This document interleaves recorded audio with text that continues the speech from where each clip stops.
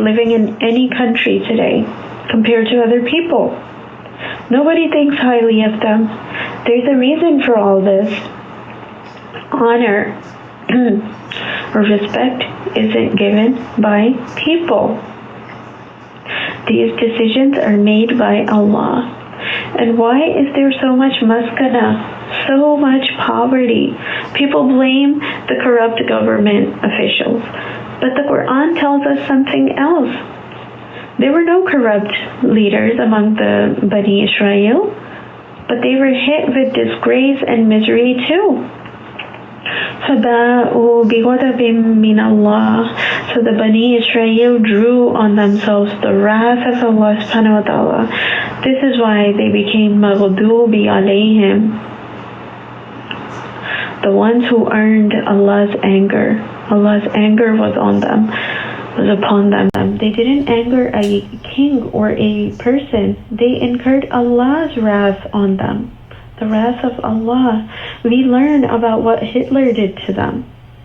Until this day, they are dependent on other nations for their survival. Whatever happened with them is done. Now we should learn from them.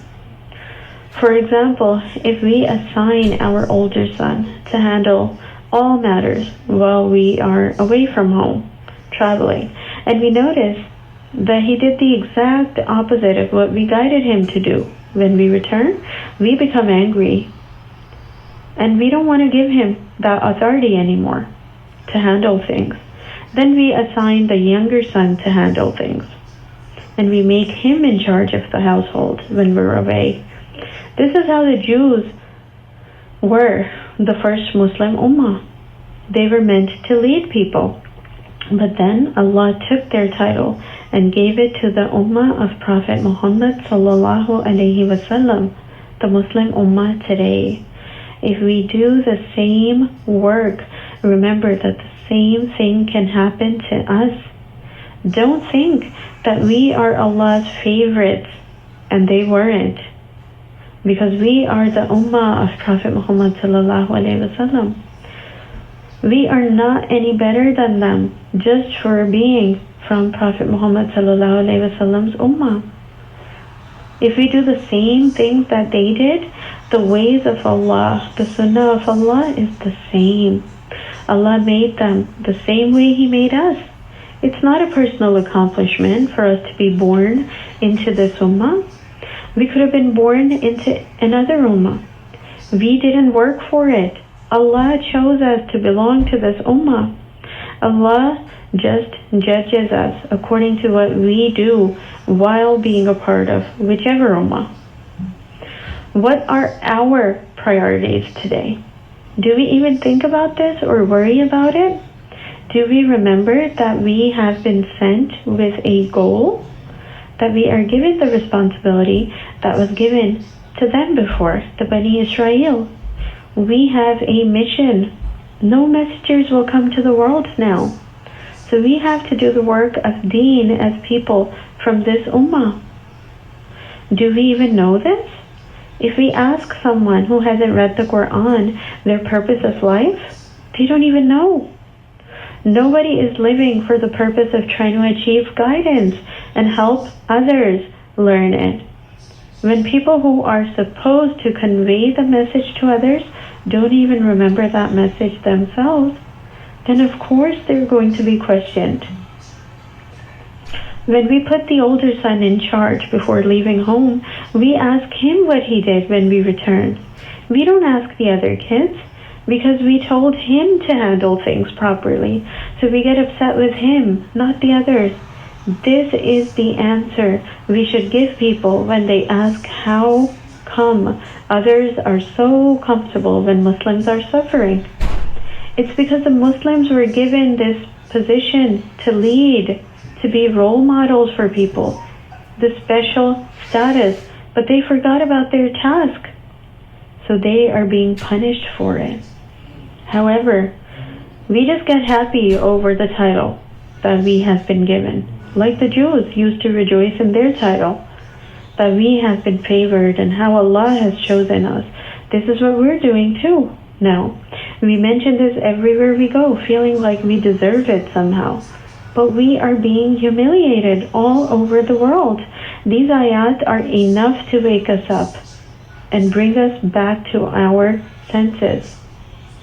But only if we want to understand why we are being disgraced, facing the wrath of Allah, and why we've been struck with misery. Next, we are told 4 reasons for why they were struck with disgrace and maskana, misery. It wasn't because they asked for onions and garlic, but the reasons are mentioned. The conclusion is ذَلِكَ بِأَنَّهُمْ كَانُوا يَكْفُرُونَ بِآيَاتِ اللَّهِ. This was because they did kufr of Allah's ayat. They disbelieved in Allah's ayat. We wonder, how did they do kufr? How did they disbelieve when they didn't say that they don't believe? We will learn up ahead what they did with the ayat of Allah subhanahu wa ta'ala. But their bigger crime was that they did kufr, disbelief, with their actions. They didn't act according to His orders. Even if they believed the Torah that was brought to them, they didn't act accordingly. وَيَقْتُلُونَ النَّبِيِّينَ بِغَيْرِ الْحَقِّ. And they killed prophets without the right. This was not their right to do so, but they used to kill the prophets. They used to have so many prophets that there were more than one at a time. But they killed them as if it was no big deal. On the Day of Judgment, the people who killed prophets will be given the most severe type of punishment. They killed Zakaria alayhi salam by stoning him to death in the sanctuary built by Sulaiman alayhi salam. The head of Yahya alayhi salam was cut and presented on a platter to the woman the king loved. This is what they did with the prophets. It's not something small. And they think that they have crucified Isa alayhi salam too. This is what they believe. And they're not ashamed of it. They didn't just kill one prophet, they killed hundreds of them. This is why disgrace and misery was struck on them. We can understand the extent of how badly they were humiliated when we learned that their whole qibla, the direction of prayer, fell. Only one wall remains that they cry in front of and stand before to read the Torah, moving back and forth. Only one wall remains. You may have seen pictures of it. They have not been able to make their qibla, their direction of prayer, till this day, even though they want to build all of it. But only a wall remains. This is a lesson for us, that they have not been able to rise on their own in the world till this day. And we learn this from the Quran, that they will never be able to rise on their own. Even if they do, it'll be with the support of others. So they have used that support. And it's not easy for an ummah to regain its status once it does such sinful things. ذَلِكَ بِمَا عَصَوْا وَكَانُوا يَعْتَدُونَ. Their third crime was that they disobeyed and crossed all limits. They disobeyed. We'll learn about their disobedience up ahead. We get angry when we read about what sort of people they were. We don't even realize that we are disobeying too. And we're doing similar things. And we say, oh Allah, we believe in you. The polytheists who got their freedom have become so successful, like in China. But why are we still suffering? The Bani Israel crossed the limits in disobedience of Allah. If we look around at our malls today, our wedding ceremonies, our relationships, funerals, our system, businesses, jobs, our appearance and celebrations, our media, we are disobeying Allah subhanahu wa ta'ala so much. It doesn't even seem like we're looking at Muslims when we look around. Forget doing good deeds. It's hard to even tell if our people are Muslims or not sometimes. And then we ask, why we are disgraced. We can't find anything pure when we want to buy it.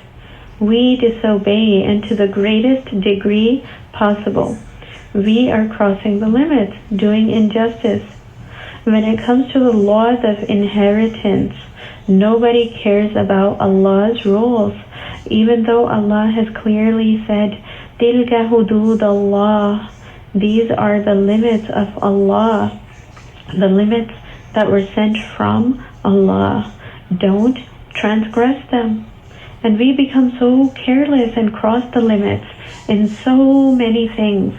These limits are crossed in every home. Do any of us even care?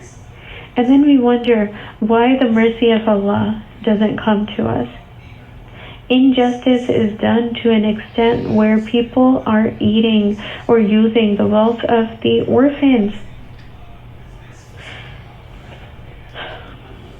They are oppressing the weak people. And there's no adl, there's no justice. All the limits are being crossed. When people break the limits, when it comes to sins, of course Allah's mercy is not going to come to those people. Muslims are caught up in luxuries and desires. They celebrate in the way of others. They celebrate their special occasions the way that other people do, and they leave the ways of Islam, the ways that were taught to us, saying the ways of the deen are old-fashioned, and thinking they are worthless. Isn't this crossing limits? Isn't this also or open disobedience? And we're not discussing just one country specifically. This is the overall condition of the Muslim Ummah.